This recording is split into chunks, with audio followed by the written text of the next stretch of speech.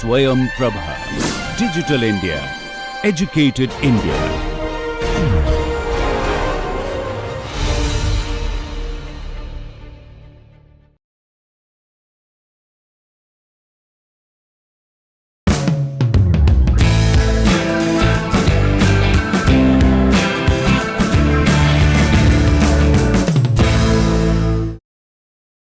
We had looked at elaborately the basics of two-dimensional photoelasticity, and in the last class we also looked at how one can go and analyze a three-dimensional model, and I also mentioned photoelasticity is one of the unique techniques which provides you a convenient means to find out the stresses interior to the model. With developments in computers and also in image processing techniques, photoelasticity has not lagged behind, and people have started employing image processing techniques, and we have already looked at how intensity can be recorded conveniently with CCD cameras. So, we will look at a flavor of what is digital photoelasticity in this class. We have already looked at one of the earliest methods which mimicked what you do manually, identifying the fringe skeletons, how you can employ image processing techniques, how logical operators can help in finding out the fringe skeleton conveniently. And I mentioned you have color code, and this color code could be conveniently employed in digital photoelasticity to evaluate the fringe orders. We will have a look at certain aspects of this. And finally, we will also look at what are known as intensity based processing methods, which are essentially phase shifting techniques, and you have what is known as a 10-step method, and what you have here is the method is so well developed that you get the fringe order n theta for every point in the domain. Using this, you can find out sigma x, sigma y and tau xy stress contours. I can also do the separation of stresses. So, what I have here is, with advancements in technology, you can find out the fringe order and theta at every point in the model domain by processing the intensity, and also get the separated stress components. Though I have not spent time on how to find out these individual stress components, with your background on fundamentals, you can actually do a self study to do that. Now, we will take it up what is 3 fringe photoelasticity.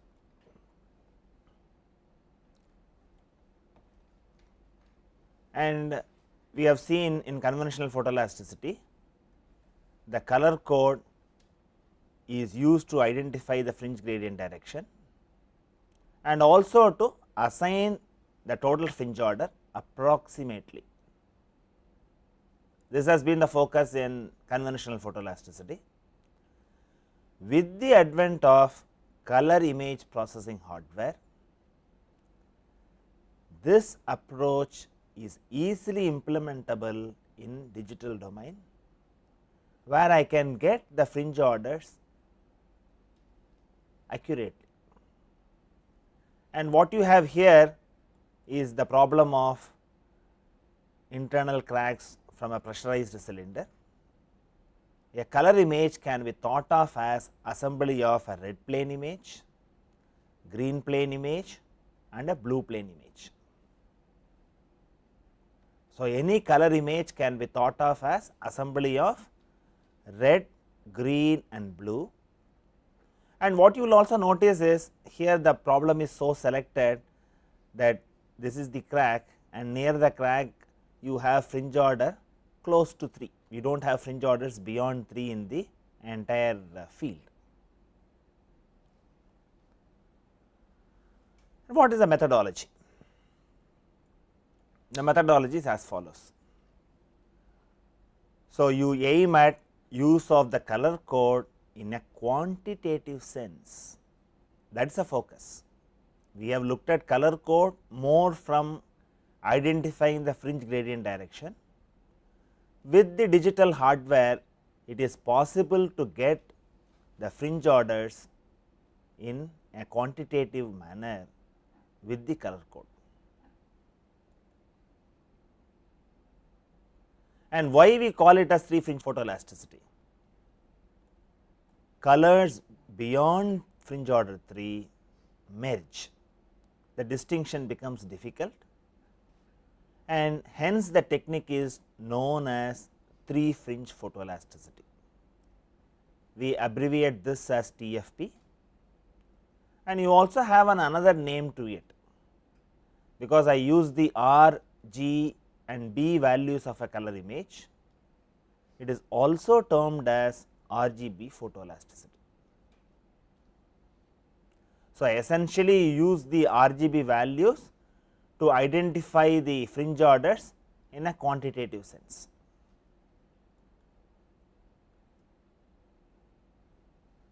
And how do you do this?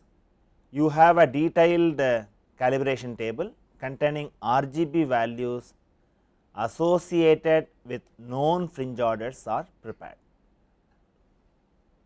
Essentially, you take the case of a beam under 4-point bending, and we have seen we had a neutral axis where the color is black, and by increasing the bending moment, I can increase the fringe orders at the farthermost end from 1 to 2 to 3. So, use that to prepare a calibration table. And what you do is, you find out the fringe order in an unknown problem by comparing the RGB values in the calibration table. So, in this methodology what happens is, you have to initially develop a calibration table, and this calibration table has to be developed very carefully, and whatever the light source, whatever the polariscope and whatever the camera that you use, all that influences your color code. So, for a particular system you can have one calibration table, and now what we are going to do is, we will find out a methodology and also minimize the error in identifying the fringe order. Let us see how it is done. The basic methodology is as follows. I said that you have the color code developed from a beam under 4-point bending. I have R, G and B values, and you have a fringe order which varies from 0 to 3. For example, I have a problem of a plate with a hole, and if I have to find out the stress concentration factor, what is it that you need? Because in many of the engineering applications, evaluation of stress concentration factor becomes important because you have finite geometry.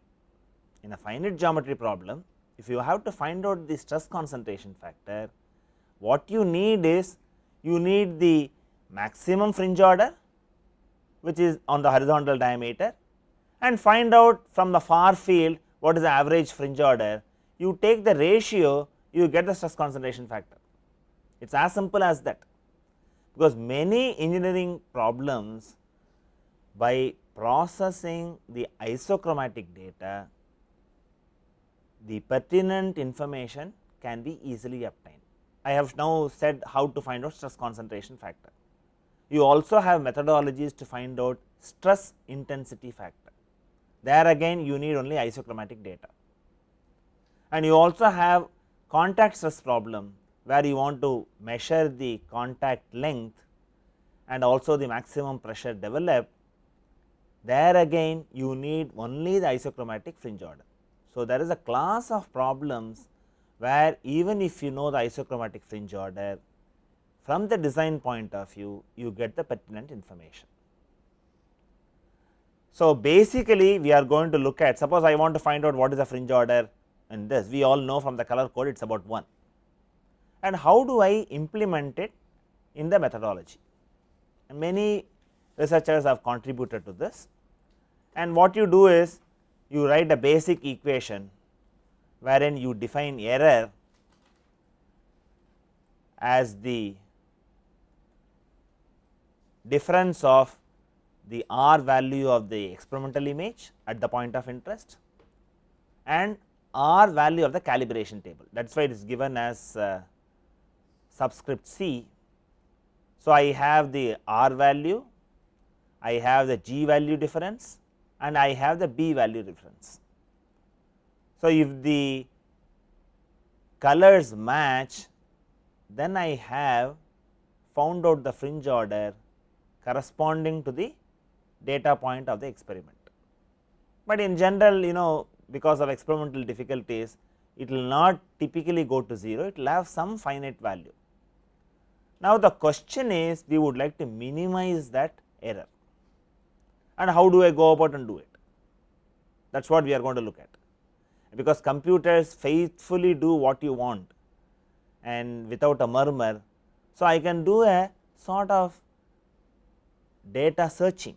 If I have 2000 data of fringe order and the corresponding RGB values for every data point in the actual experimental model, I can search all these rows available in the calibration table and find out the error, and this has worked. And people also have identified what are the error sources, and to correct the error sources they have also come out with methodologies.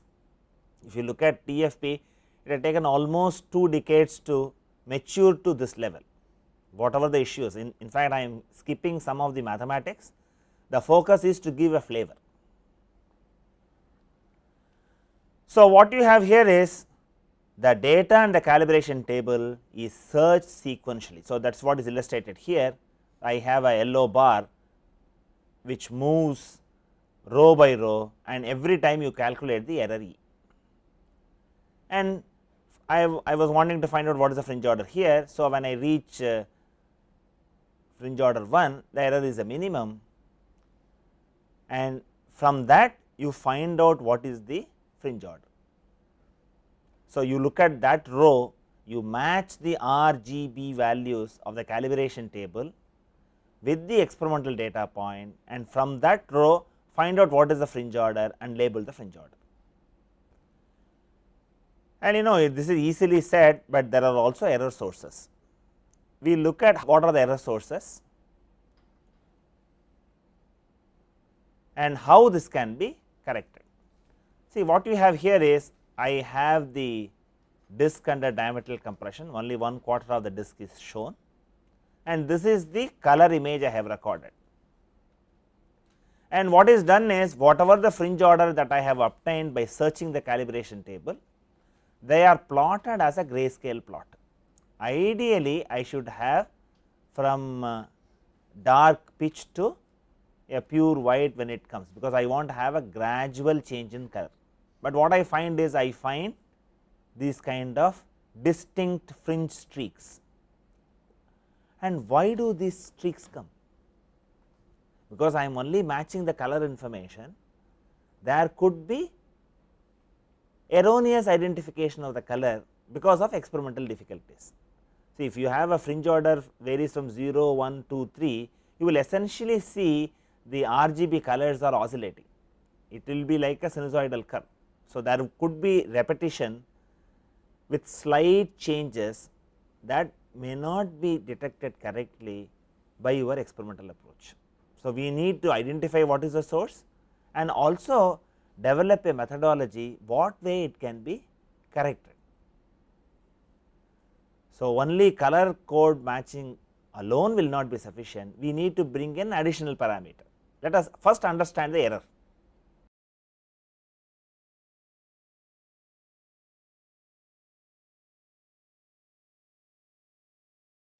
Now, I take a line that passes through the fringe field. So, we will have a line AB, consider a point P on line AB. So, I am taking a line that passes the color image as well as that passes through this, and let us also look at the color code and find out what has really happened.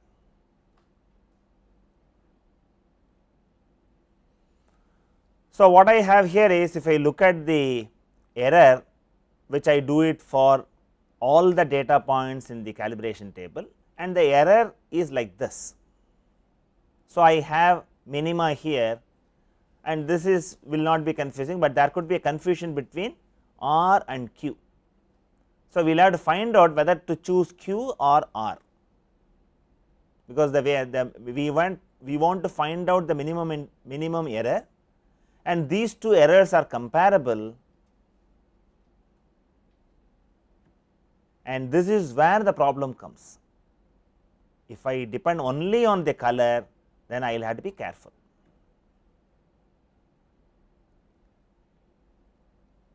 So, what you find here is, I have the color code from 0 to 3, and what has happened is, the fringe order at the point Q is 0.54. Instead, it has identified a repetition in color and identified the fringe order as 1.56. So, there is a sudden jump, because I have difficulty in the color code matching, because you find in this zone there could be a repetition of color at certain locations. So, this is a source of error, and this needs to be corrected. The procedure has returned a value of 1.56, because it only finds out the minimum error.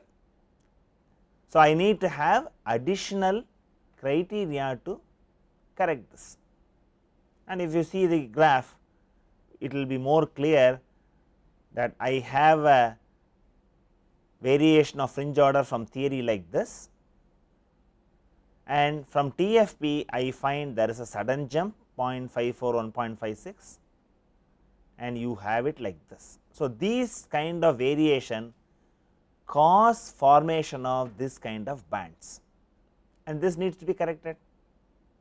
And here you have the Q. I have a fringe order variation which has to be smooth. I can't have sudden kinks in this. So, the best way is bring in fringe order continuity as a basis. That is what we are going to look at. We will bring in fringe order continuity as a criteria to identify in addition to color matching. So, this is what, so we have to reframe the basic equation, and when we do that refinement, we call that as a refined TFP, and the methodology is like this. What you have here is, this is what you do it in a conventional approach. In the refined TFP, I have an additional term, where P is the neighborhood fringe order, and I bring in a fringe order continuity term in my error identification, because we have seen only looking at color there could be error, and we need to bring in fringe order continuity, and if I bring in fringe order continuity, the whole procedure improves substantially, and you have a parameter k which needs to be determined based on the particular problem on hand. So, there is a variation is reported, and it is a problem dependent value. So, by using this and selecting it appropriately, you can find out, and that is what is illustrated next.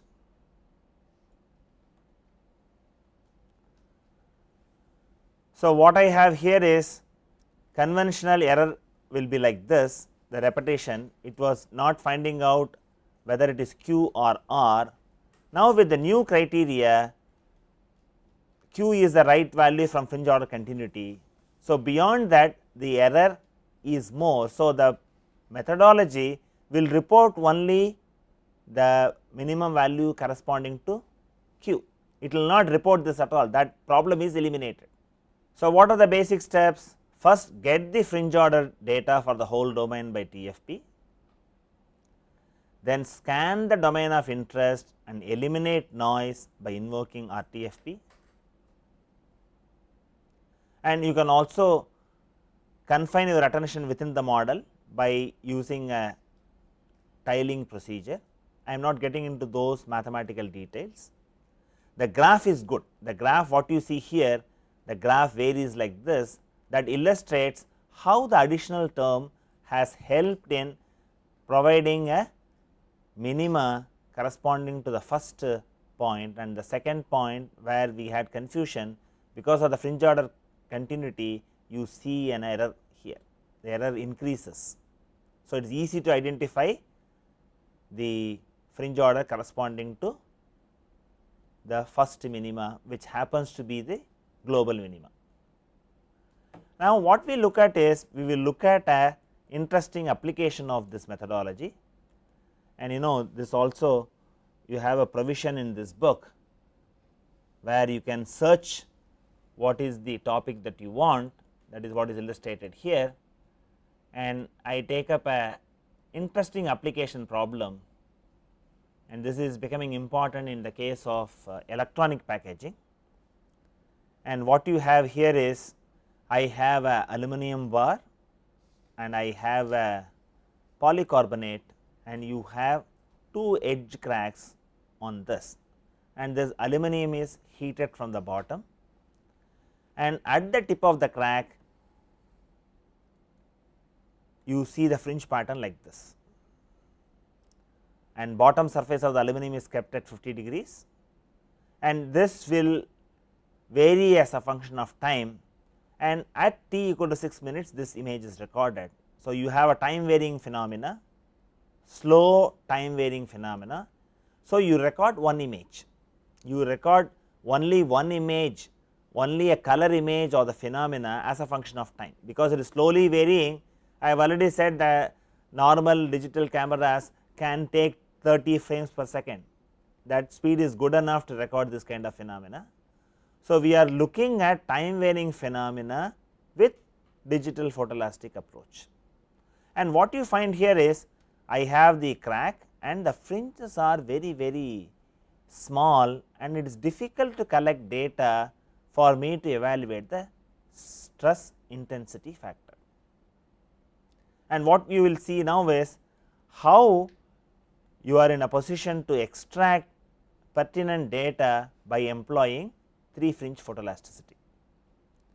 And there are many developments that have taken place.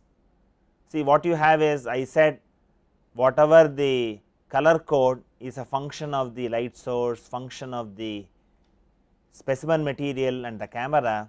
So, you will always find the application specimen by which you make the model may have a slight tint variation compared to the calibration specimen. Ideally, you should use the application specimen and then develop a calibration table, which will make your methodology very cumbersome. So, people also have developed, in fact, me and my students have developed what are known as color adaptation techniques. My students Madhu and Neeti Simon have developed interesting methodologies, and you can do a color adaptation technique, and the total fringe order from TFP is like this, which is improved by RTFP, and finally, from this you have the fringe patterns extracted from the whole field, and you find there is lot of data near the crack tip.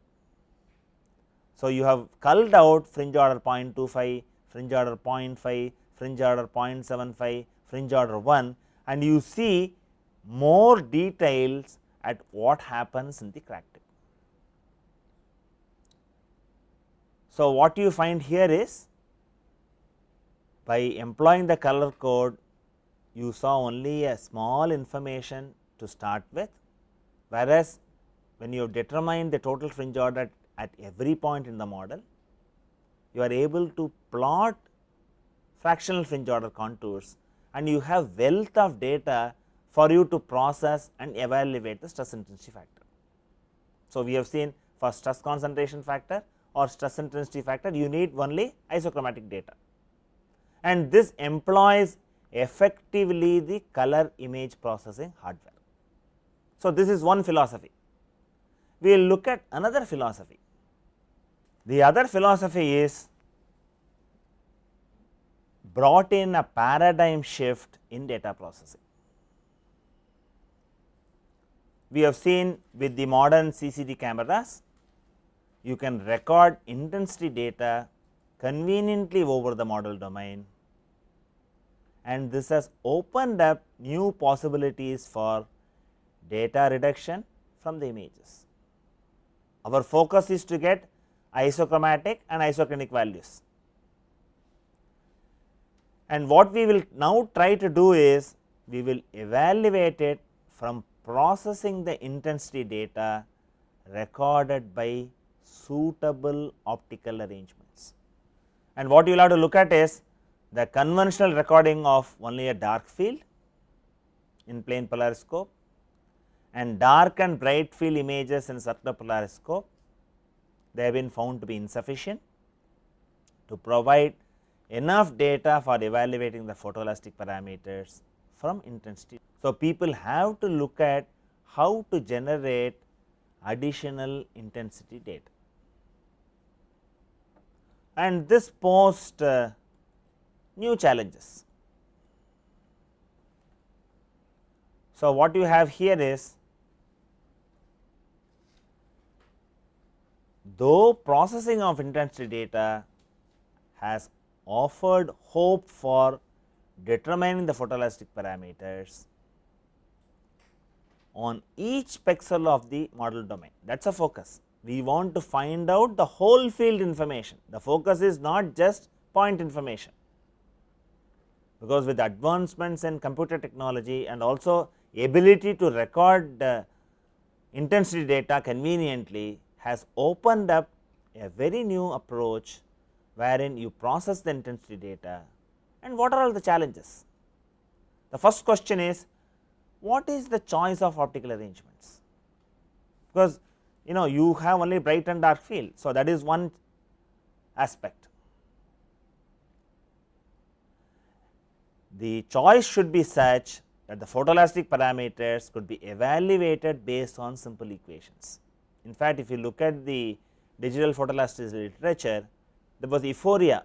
People started coining new optical arrangements, and the focus was to evaluate delta and theta, and they got equations which look very complex, because these are all inverse trigonometric functions. They have multi-valued, and identifying the correct value was a challenge. So, people had full freedom to develop different type of optical arrangements. That is how the whole field started. But once you have unconventional optical arrangement, you also have the problem of alignment. So, the optical arrangement selected should be robust, so that normal optical misalignments and mismatch of quarter wave plates only influence the results marginally. This is the requirement that you will have to put across. See, there is one philosophy. Once we have digital photoelasticity, people also developed sophisticated polariscopes with stepper motor control, and also they had put achromatic quarter wave plates. Then the cost of the polariscope is very exorbitant, and many institutions that have conventional polariscope, they cannot go into digital photoelasticity. Now, the method what we are going to look at, the conventional polariscope can be used. You just put a digital camera and write an appropriate software. The technique has matured. Initially, people looked at all directions, find out what optical arrangement that they will have to choose, and they were unconventional. So, they had to develop even new polariscopes which employs this philosophy. Now, what you have here is methods which uses conventional polariscope also, and you also have, when you looked at the optical arrangements, how many number we have to use, how many parameters that you have. I have to find out the isochromatic parameter, isoclinic parameter, and the background light intensity. So, 3 should be good enough. Then people found 4 is necessary, from accuracy point of view you have to go for more and more methods. Now you have a technique which is a 10 step method, which is very robust, which could be employed even in a conventional polariscope. You put a CCD camera, replace the human eye and write your own code to evaluate the parameters. The focus is not only the choice of optical arrangements that should be minimal and so on, the number and this combination has to be selected in such a manner the photoelastic parameters are evaluated with acceptable accuracy. It is a very key requirement. See, you will have to find out, when you have to find out at a point accurately the fringe order, you have been taught how to do Tardy method of compensation, and by employing Tardy method of compensation you are in a position to find out the fringe order accurately at a point of interest. Now, what we are saying is you must be able to develop that level of accuracy at every point in the model domain. This is really a big question to ask. We are really putting across a stringent requirement, and how this has been achieved we will have a look at it. And we will have an overview of what is digital photoelasticity. Basically, you record intensity data and you use either a plane polariscope or a circular polariscope, and you have classification of methods as monochrome based methods and white light based methods. And white light is what we have seen, we will also have a look at it, what are the sub classification.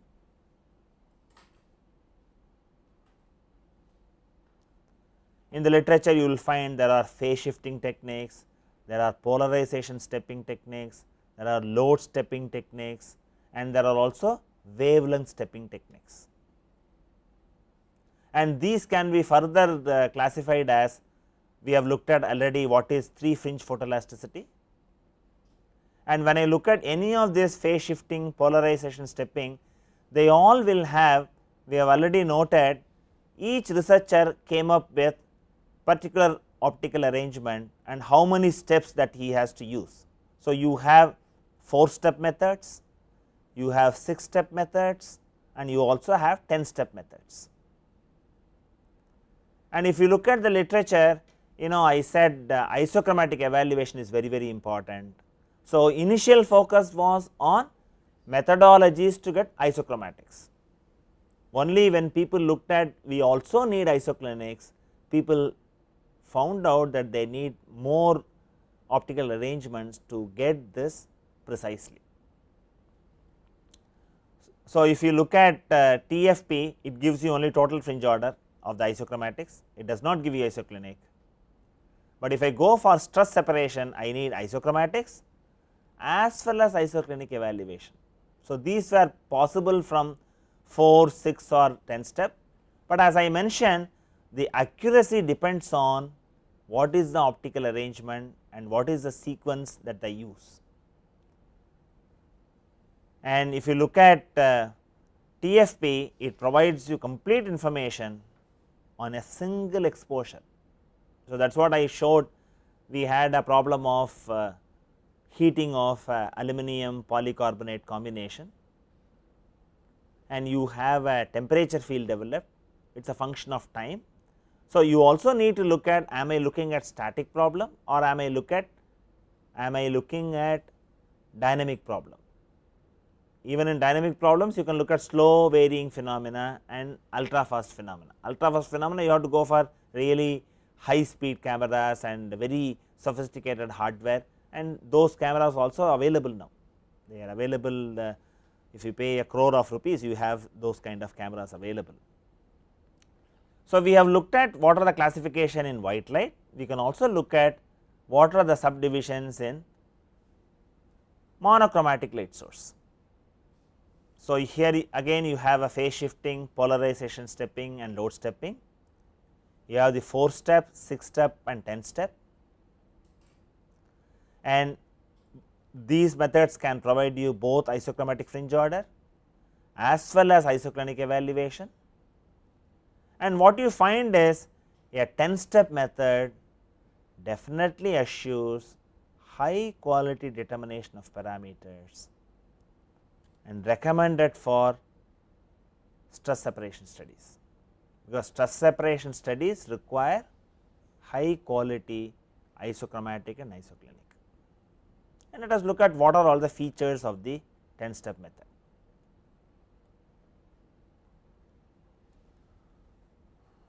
So, the first achievement is it assures accurate estimation of both isoclinics and isochromatics.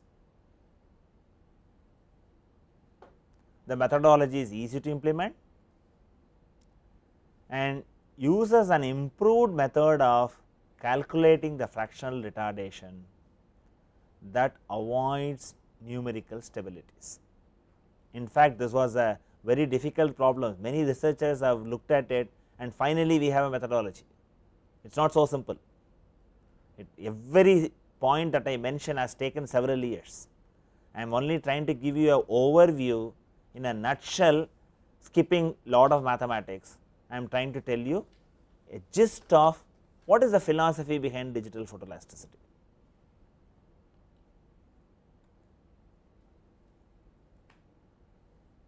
And it also provides a simple approach in resolving the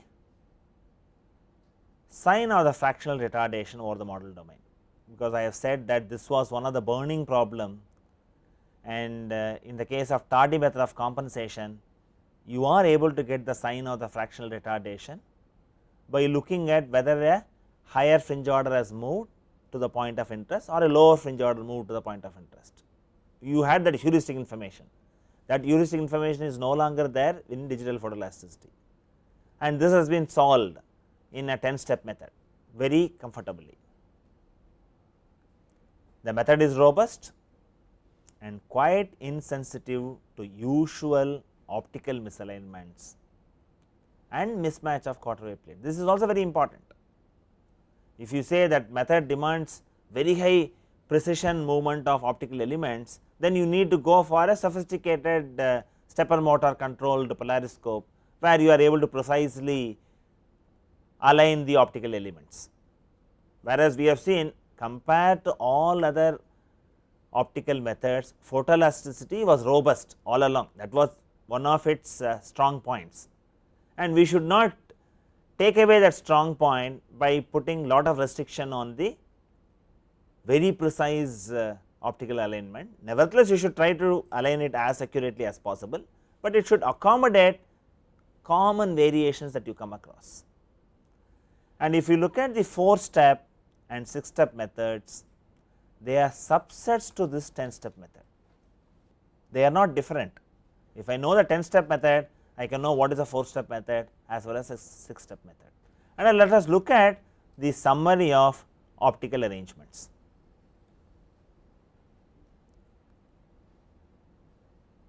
You know what you have here is, I have a plane polariscope.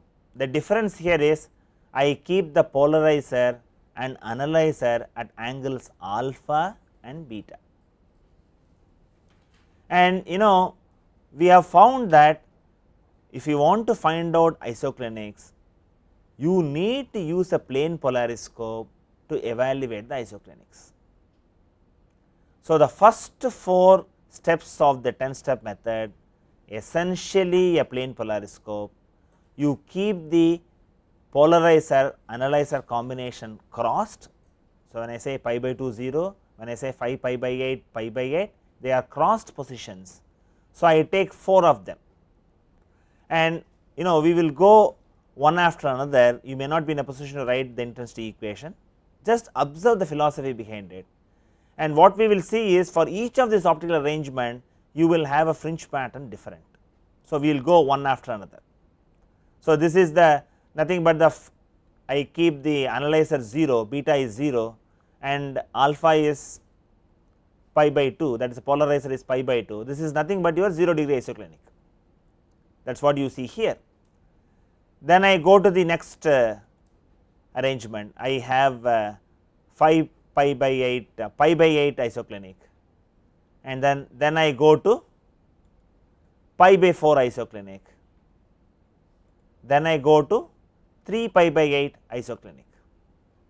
So, what people found is, if you have to find out isoclinic over the domain, just record 4 isoclinic values and you have the equation to find out what is the isoclinic value at every point in the domain. Very intelligent. In fact, this was developed long time back, but people looked at it only later, that a simple plane polariscope gives you accurate values. But there are also difficulties.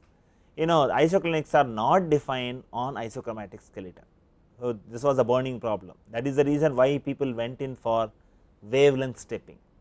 Instead of doing it in a monochromal light source, if you do it with a white light source, you get isoclinics with better accuracy. So, you have a 10 step method with the monochromal light source, you also have a 10 step method with white light source that we have been looking at. Then the next 6 arrangements are from a circular polariscope. The intensity equation is appearing slightly differently, but if you look at this, this is nothing but your conventional bright field arrangement. If you look at this, I will have the quarter wave plate introduced, and the slow axis of the first quarter wave plate is labeled as zeta, and the slow axis of the second quarter wave plate is labeled as eta. And if you look at zeta and eta, they are again crossed. I had mentioned crossed optical arrangements of the quarter wave plates minimizes the error due to mismatch. So, this knowledge of conventional photoelasticity is also useful in digital photoelasticity. And I also mentioned, by changing the handedness of the input light ellipse, they were able to minimize the quarter wave plate error. All this is incorporated in the 10 step method. If you look at this, the first 4 arrangements, I have zeta as 3 pi by 4, the last 2 arrangements I have this as pi by 4. So, the handedness of the input light ellipse changes. It is a circular polarized light, we impinge. The first 4 positions the handedness is 1, the last 2 positions handedness is different. All this is done to minimize the mismatch of quarter wave plates. And let us look at the second arrangement in the circular polariscope. This is your conventional dark field. So, in a normal polariscope, in conventional method, we will only record the dark field or a bright field. We will not record any other patterns, because we are tuned only to looking at fringe pattern. Here you are recording only intensity data, and the focus here is, I need to get these intensity equation in a form which is convenient for me to evaluate theta and delta. That is the focus. So, if you look at the other arrangements, you will see unconventional patterns. The interpretation of these fringes as physical information is not possible. They are only representing intensity data. I have let us say 8th arrangement like this, 9th arrangement like this, and 10th arrangement. So, what is important here is, I record 4 images in a plane polariscope, I record 6 images in a circular polariscope, and I essentially record 10 images, and I get the intensity data which I intelligently process to get the isochromatic and isoclinic. Let us look at the expression. The isoclinic is determined as theta c equal to 1 by 4 of tan inverse I 4 minus I 2 divided by I 3 minus I 1. And what you need to do is, as soon as I get this, the recommendation is unwrap this theta in the range minus pi by 2 to plus pi by 2,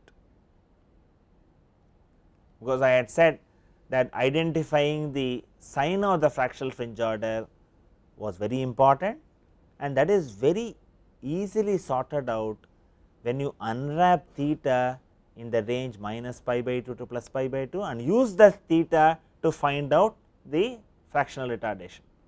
We have seen when I go to compensation technique, though my interest is to find out only the fractional retardation, I need to find out theta, then only go to delta. The same approach exists in digital photoelasticity also. So, I have the expression for delta is given,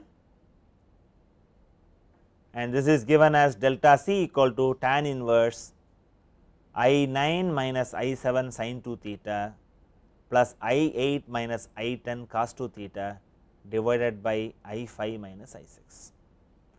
See, to look at this expression looks very simple, even this bringing sin 2 theta as well as cos 2 theta in the numerical term in the term above the denominator was a challenge. People have looked at it that it should not the modulation should be high.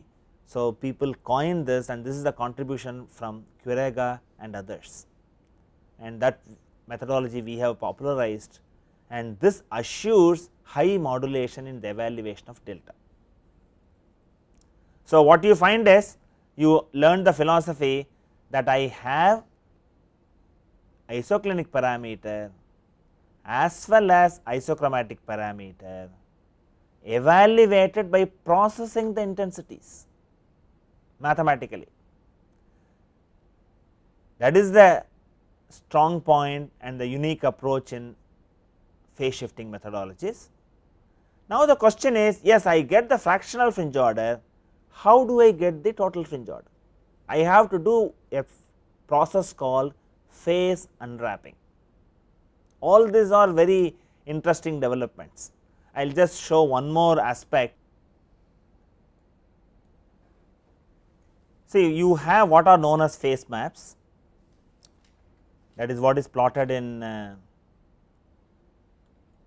digital photoelasticity, and these are different from conventional fringe patterns. We have spent quite some time on looking at the fringe pattern of a ring under diametral compression. This is not a fringe pattern, but it is a phase map, and what you see here, I have black, white, and then white goes to black, and then it from white it goes to black. You do not have a fringe like situation. Now, I will superimpose the fringe and see the difference. You see the fringe pattern? You see the fringe pattern here. Fringe pattern has a variation, it has a maximum intensity, then comes down to lower intensity, it goes in a oscillator cycle, whereas this phase map goes as a step change, sawtooth type of waveform. And we also know from our conventional photoelasticity, I have isotropic point, singular point, sink, source, and so on. And what you find here is a very interesting aspect. You see in this zone, and you see a borderline here, and there is a sudden change in the way the intensity changes. I can just show this is one of the important aspects.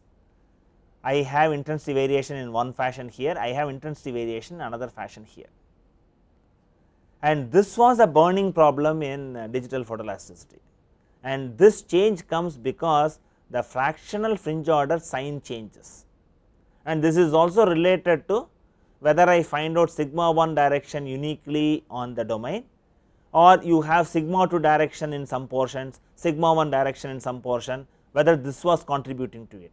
In fact, our group has identified that if you find out the principal stress direction of one or the principal stresses consistently, you do not have the problem of these kind of distinct zones, and this is also labeled as ambiguity, and this was resolved by having determined the isoclinic value for a particular principal stress. It could be maximum or minimum, that does not make a difference, but it should be consistent on the entire domain, and that was achieved in the 10-step method. And all these are new. It took considerable time for researchers to understand their various features. And what I have shown is the face maps contain unresolved zones. These were labeled as ambiguous zones, and for you to resolve this, you need to find out theta for a particular principal stress consistently over the domain. So, now you have the flavor. In digital photoelasticity, you process intensity, then you should not immediately think, oh, I have a CCD camera, I collect the intensity and process it and get the answer immediately. It is not as simple as that. In fact, there were several subtle issues, and researchers across the world have spent time and tried to evaluate it. Only now the methodology has stabilized. Now we can confidently find out isochromatic as well as isoclinic with sufficient accuracy for you to even do stress separation studies. So, this has given you a flavor of what is digital photoelasticity. We have looked at a conventional method of global fringe thinning in one of the earlier classes. In this class, we have looked at two aspects. One uses the color code in a quantitative sense. The other methodology is known as phase shifting technique. When I taught Tardy method of compensation, I said rotating the analyzer is equivalent to giving a phase step. So, this was the concept that people exploited to arrive at different optical arrangements. Now, the methodology is well developed, so that you have confidence on finding out both isochromatic and isoclinic with sufficient accuracy.